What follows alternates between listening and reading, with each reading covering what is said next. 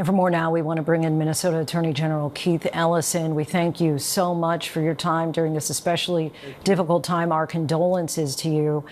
First of all, just want to get your reaction to the death of a member of your community.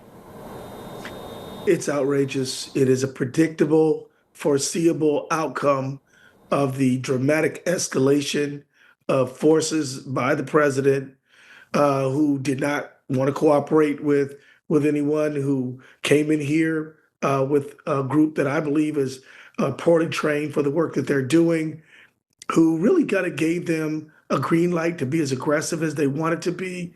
And now we see the tragic outcome and the loss of human life. And this is as much a policy failure as it is a individual excessive use of force. As Pierre mentioned, there will be an analysis on the use of force here, but I think that only tells a very small part of the story.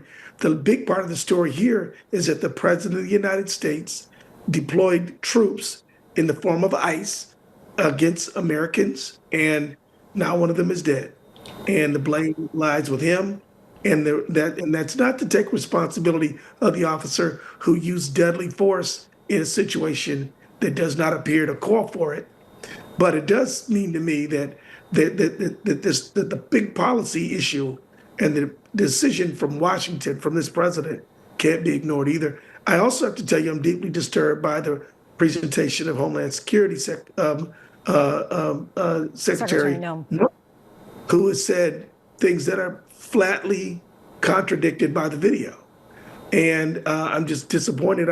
I served in Congress with Kristi Noem. I never thought she was capable of uttering such dishonesty straight to the face of the American people. But I guess a lot of things have changed, and ambition can do a lot of things to your integrity. And of course, as you just mentioned, the investigation is ongoing. You've seen the video. It seems that people along partisan lines are seeing two different things. What do you see when you watch it? I don't think people are seeing different things. I think people have different conclusions they want to come to, so they're letting their conclusions guide what they're seeing. But it is clear to me that she is trying to evade them to go get away, and that they're pulling at her door, and she's trying to not be pulled out of her car and trying to escape them. And that is when the deadly force is employed. So that's what it looks like to me. And I guess it is true, frame by frame analysis, every angle, every video. We need to go through it in a methodical way. But I think it's also important to keep in mind that, when you have the feds investigating the feds, that does not imbue people with confidence, right? There needs to be a robust state role here. And I think that is absolutely critical if we're ever going to get an investigation that comes to some conclusions that people can have any confidence in. As Attorney General, by the way, that's not a negative comment about our local FBI. That is a comment about how people perceive a situation when one agency essentially investigates itself. And I'm aware that ICE and FBI are different, but people see them as the feds. So Understood. I think there needs to, yeah. As Attorney General, what will you do to ensure justice is served? Every single thing I possibly can, everything in my power. I believe that it is absolutely critical that transparency and accountability prevail in this situation. And there's no stone that I won't unturn to get to a just, fair outcome based on the truth of what happened here. This shooting today occurred less than a mile away from where George Floyd was killed by police in 2020. His death, as you know, prompted turmoil and challenged how police operate in this country. How would you compare this moment to the reckoning that followed the death of George Floyd? You know what? The fact is that people were deeply disturbed by both of these incidents. One of them, we saw a man die under the knee of a police officer whose job it was to protect and serve him. Here we see, deadly force used by essentially a protester on a protester who was simply trying to keep a watchful eye on her immigrant neighbors. People are outraged by it. I agree with the governor. Please protest peacefully.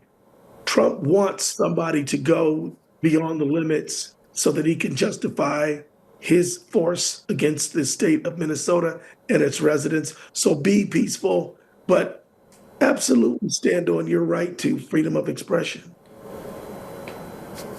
There is understandably a lot of anger in Minnesota tonight. That's clear from comments coming from the Department of Homeland Security and the neighbors of Renee Nicole Good. How are you calling on the people of Minnesota to respond? With clarity of message that this is wrong and this cannot stand, but also discipline in use of your First Amendment rights. Again, I caution people: don't let your emotions outrun your common ability to your common sense. So, in other words, protest militantly, strongly, but protest peacefully. Let your voices be clear. Let your message be clear. But make sure that you do not exceed the bounds of the law yourself, because I believe that the protests that are going on are righteous and good. And I don't want the protests to get a bad reputation. I want the protesters to be seen as patriotic Americans standing up for the best values of our nation, like accountability, fairness, equality under the law, respect and due process for all people. So I'm asking for people to protest vigorously and robustly, but also peacefully and within the law. Minnesota Attorney General Keith Ellison, we cannot thank you enough for your time. Really appreciate it. Appreciate you. Thank you.